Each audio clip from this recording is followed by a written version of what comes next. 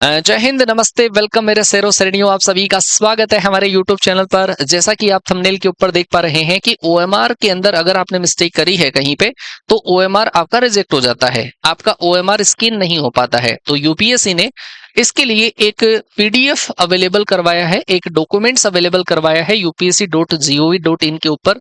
और उस पीडीएफ के अंदर कॉमन एरर बच्चों की क्या हुआ करती है वो मेरे पास पूरे पीडीएफ की स्क्रीनशॉट है। आपके सामने मैं बताऊंगा कि क्या क्या कॉमन मिस्टेक आपकी अक्सर हुआ करती है, तो वो कॉमन मिस्टेक आपको नहीं करनी है ना।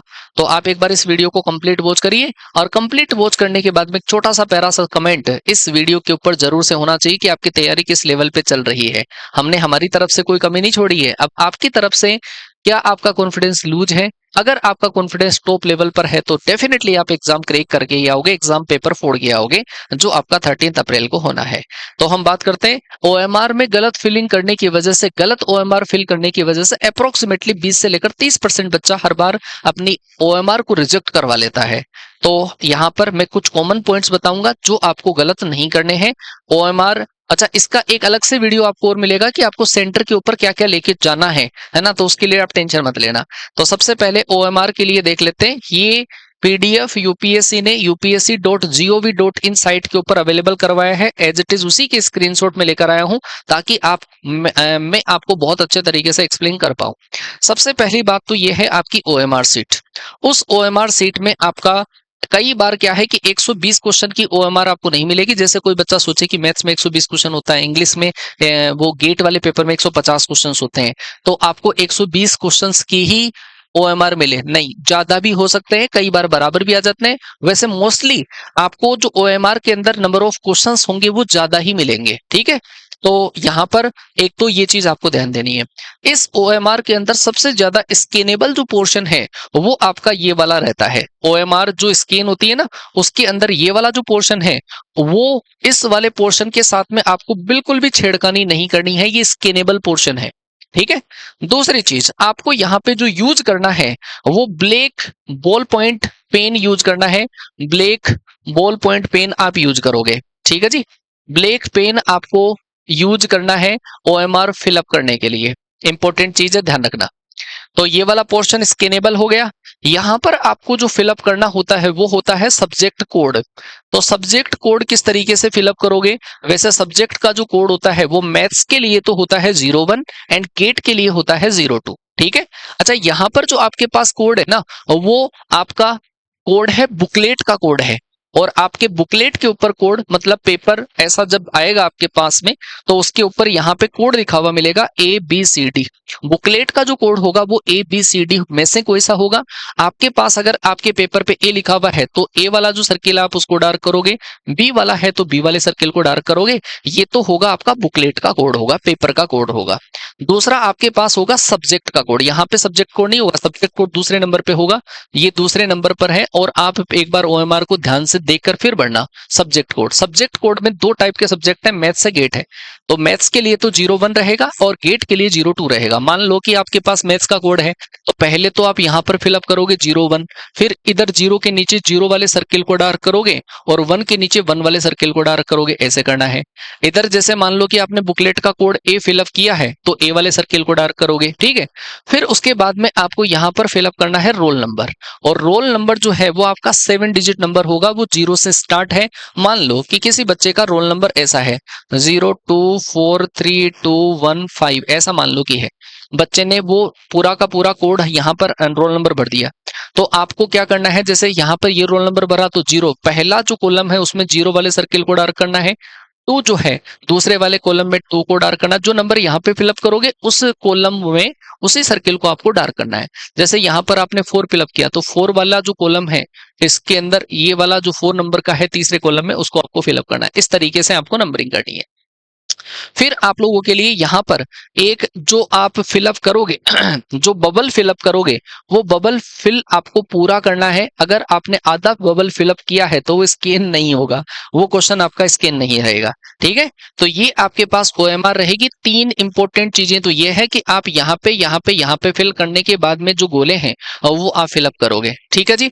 अगर इसके अलावा भी कई बार कई बच्चे चीजें समझ में नहीं आती है तो वहां पे इन्विजिलेटर होगा, आप उनको पूछ सकते हैं, ठीक है, कि हाँ कहाँ कहाँ पे क्या भरना है। ठीक है जी, तो ये वाली चीजें आप ध्यान रखोगे। दूसरी चीज बच्चा जो गलती करता है और वो करता है, यहाँ पे लिखा हुआ है candidate encoded C instead of A. बच्चे ने क्या किया, यहाँ पर तो ए फिलअप कर दिया और यहाँ पे ए वाले सर्किल को डार्क किया, दैट इज राइट। बट बच्चे ने यहाँ पर बुकलेट का कोड ए भरा, जबकि यहाँ पे वो सी को डार्क कर रहा है, तो वो गलत होगा और वो आपकी ओएमआर स्कैन नहीं हो पाएगी, वो ओएमआर आपकी रिजेक्ट हो जाएगी। सबसे पहली बात है बुकलेट के कोड के अंदर मिस्टेक। दूसरी चीज, आप कहीं पर भी ओएमआर में ऐसे जो क्रॉस मार्क्स हैं वो आप कभी भी नहीं लगाओगे। ठीक है, ध्यान रखना, आपको क्रॉस मार्क्स या ओएमआर के ऊपर केवल बबल और roll number, booklet code, subject code, इनके अलावा सिग्नेचर के अलावा आपको कहीं पर कुछ भी फिलअप नहीं करना है, कहीं पर पेन भी नहीं चलाना है, ध्यान रखना। फिर आगे अगर हम बात करें तो बच्चा जो मिस्टेक करता है वो मिस्टेक ये करता है कि अगर कई बार बच्चा बुकलेट का कोड फिलअप ही नहीं करता है, नहीं फिल करता है, तो वो ओएमआर आपकी स्कैन नहीं होगी, वो चेक नहीं करी जाएगी। तीसरी जो बच्चा मिस्टेक करता है वो ये करता है रोल नंबर फिलअप करने में या फिर सब्जेक्ट कोड फिलअप करने में। 02 तो 0 को आप डार्क करोगे, 2 को डार्क करोगे। जैसे इधर तो आपने 02 भर दिया, लेकिन यहाँ पर आपने 0, यहाँ पे 2। रोल नंबर में बच्चा क्या कर देता है, सारे जो रोल नंबर हैं वो एक ही कॉलम को डार्क कर देता है। एक कॉलम को डार्क करेगा, वो ओएमआर रिजेक्ट होगी। आपने यहाँ पे 0 लिखा है, 0 को डार्क करोगे, 8 लिखा है, 8 को डार्क करोगे, 1 लिखा है, 1 को डार्क करोगे, इस अगले वाले में। ठीक है, तो जो आपके पास ऊपर लिखा हुआ है उसी कॉलम को डार्क करना है, पूरे कॉलम आपके फिल होने चाहिए, है ना। ऐसे पूरे कॉलम में एक एक नंबर आपका फिल होना चाहिए, ऐसा नहीं कि जो रोल नंबर है पूरा यहां से स्टार्ट कर दिया आपने और पूरे को भर दिया, तो वो आपकी रिजेक्ट हो जाएगी। आगे अगर मैं बात करूं तो मैंने कहा था ये वाला जो पोर्शन है वो आपका स्कैनेबल पोर्शन है। इस वाले स्कैनेबल पोर्शन में आपको कोई कलाकारी नहीं दिखानी है ना। कई बार हम पेपर की शुरुआत करते हैं तो हमारी हैबिट में होता है जय श्री राम लिखते हैं, श्री गणेशाय नमः लिखते हैं, जय महाकाल लिखा करते हैं, राधे राधे लिखा करते हैं। अब यहाँ पर आपको वो चीजें नहीं लिखनी है। देखो आप यहाँ पे लिखा हुआ है जय श्री राम, ओम लगा के बच्चे ने लिख दिया, तो भाई वो ओएमआर आपकी रिजेक्ट हो जाएगी। ये विशेष तौर से आप लोग ध्यान दोगे। आगे अगर हम बात करें तो ये है आपके पास इनकम्प्लीट बबलिंग। सबसे इंपॉर्टेंट बात यही होती है बच्चे के सामने, क्योंकि बच्चा हड़बड़ाहट में क्या करता है, जल्दीबाजी के अंदर गोले भरने की कोशिश करता है। और जल्दीबाजी में गोले जब भरता है तो वो कई बार आधा गोला ही फिलअप कर जाता है। पूरा सर्किल ये है तो वो जो डार्क करेगा वो इतना सा डार्क कर देता है या फिर थोड़ा सा पोर्शन उसका रह जाता है, ऐसे डार्क करता है। आपको पूरा सर्किल, पूरा बबल जो है वो डार्क करना है। जैसे इसको फिलअप करना है तो इसको डार्क कर दिया आपने ऐसे, इसको आपने डार्क करना है ऐसे डार्क कर दिया, ऐसे इसको डार्क करना है ऐसे डार्क कर दिया। पूरा बबल जो है वो फिल होना चाहिए। इसके लिए ब्लैक बॉल पॉइंट पेन का आपको यूज करना है। ध्यान रखना, आधा अगर बबल आपने कहीं पे भी फिलअप किया है तो वो क्वेश्चन आपका स्कैन नहीं रहेगा। हो सकता है जैसे इसमें तो आपने आधा कर दिया और इसमें आपने पूरा कर दिया, तो ये क्वेश्चन आपका चेक नहीं रहेगा, ओएमआर रिजेक्ट नहीं होगी, बस ये क्वेश्चन चेक नहीं होगा आपका। ठीक है, तो ये चीजें आप ध्यान रखोगे। अच्छा, इसके अलावा आपके पास स्कैनेबल अटेंडेंस सीट है कि ये आप लोगों के लिए नहीं है। बाकी बहुत ज्यादा बच्चे जो मिस्टेक करते हैं वो ये करते हैं कि कई जो पहली बार देने जाते हैं, कई बार हिंदी मीडियम के बच्चे होते हैं, वो समझ नहीं पाते कि इन्विजिलेटर एंड अटेंडेंट में क्या फर्क है ना, कुछ फर्क पता नहीं चल पाते। तो भाई जहां पर आपके पास लिखा हुआ है कैंडिडेट सिग्नेचर लिखा हुआ ना, कैंडिडेट सिग्नेचर, वहां पर आपको खुद के सिग्नेचर करने हैं। और ये जो इन्विजिलेटर है ना, वहां पर जो आपकी एग्जाम हॉल में जो बंदा रहेगा, आपको वो एग्जामिन करवाएगा, उस बंदे के सिग्नेचर होंगे। तो आपको कहीं ये नहीं करना है कि यहाँ पर आप खुद के सिग्नेचर करो इन्विजिलेटर में, नहीं, आपको कैंडिडेट्स नेम के अंदर खुद के सिग्नेचर करने हैं और सिग्नेचर वो करने हैं जो आपने फॉर्म फिलिंग के टाइम पर स्कैन करवाए थे। जैसे ये स्कैनर से स्कैन है और वही आपको सिग्नेचर यहाँ पर करने हैं। ठीक है, जैसे यहाँ पर लिखा हुआ है ये स्कैन जो आपने फॉर्म फिलिंग के टाइम पर जो आपने किया था वो वाला है, और यहाँ पर आपको ये तो स्कैन ऑलरेडी आएगा, है ना। और यहाँ पर आपको जो करने हैं वो खुद से जो आपने उस टाइम पे किए थे वही सिग्नेचर आपको करने हैं। ये बहुत ज्यादा मिस्टेक बच्चों के होती है। कई बच्चे तो इन्विजिलेटर जो होता है ना उसके अंदर खुद के सिग्नेचर कर आते हैं, है ना, फिर वो ओएमआर रिजेक्ट होती है ना। तो ये चीजों का आपको ध्यान रखना है, रोल नंबर सही से बनना है और सिग्नेचर जो है और वो आपको सही से करना है। ठीक है, सिग्नेचर आपको बिल्कुल सही से करना है। और सिग्नेचर के अंदर ऐसा नहीं है कि एक बार सिग्नेचर गलत हो गया तो काटा पीटी कर दी।